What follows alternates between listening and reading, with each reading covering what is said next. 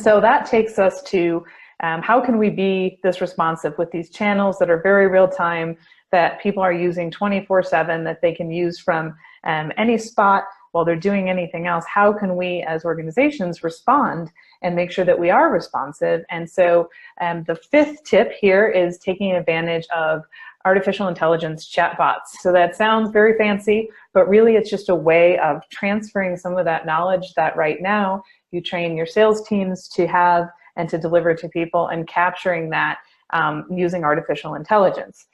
We also have the ability now to detect and translate in real time. So we can deliver that same experience to somebody, whether they're speaking English or Mandarin or Spanish. And the chatbots are smart enough now, and the technology exists to actually move with the user even as they transition from one language to another, and then maybe back to the original language. And so this is really just geared towards being able to capture, qualify, engage, and nurture 24/7.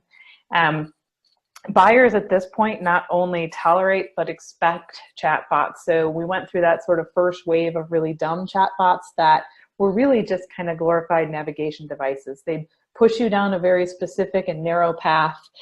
They would fail very quickly most of the time because they were more of a novelty and didn't really understand their purpose. And people would get frustrated and want to talk to a human that sometimes was very hard to reach very quickly. But now that we've kind of passed through that wave, we can use, like I said, these artificial intelligence or AI chatbots that are actually capable of learning with the more conversations people have with them, that can escalate to humans so they can know what they don't know and kind of do a graceful handoff to a human.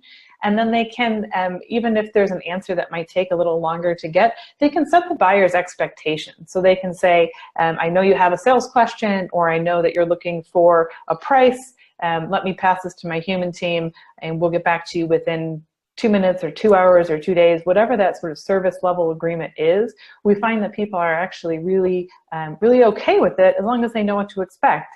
And the reason is because they're using channels like text messaging, and they're not sitting on the phone waiting or sending an email into the ether. They don't know if anyone received it, or that anybody's acting on their behalf while they're waiting for an answer.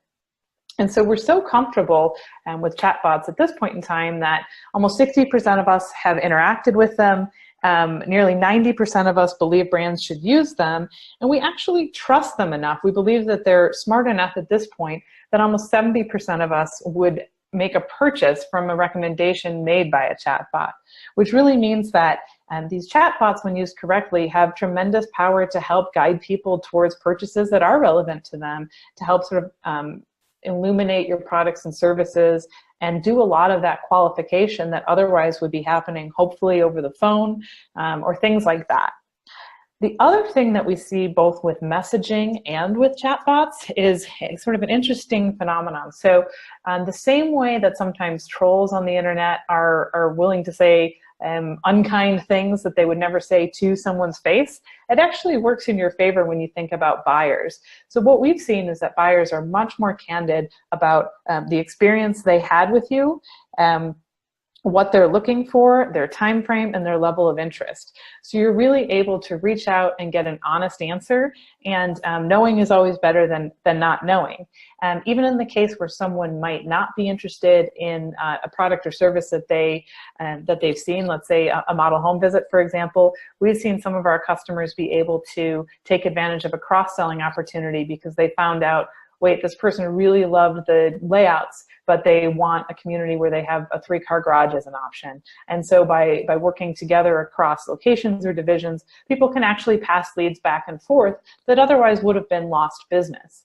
And even in the case of someone having a bad experience, because you're getting that information in real time, instead of sending out a survey by mail or by email that maybe will get responded to, but you might get that data 2 months later, you're able to fix a problem, whether it be that the store maybe is messy, or somebody had an interaction with someone who was rude. You can actually correct those problems in real time because you have that information in real time right in front of you.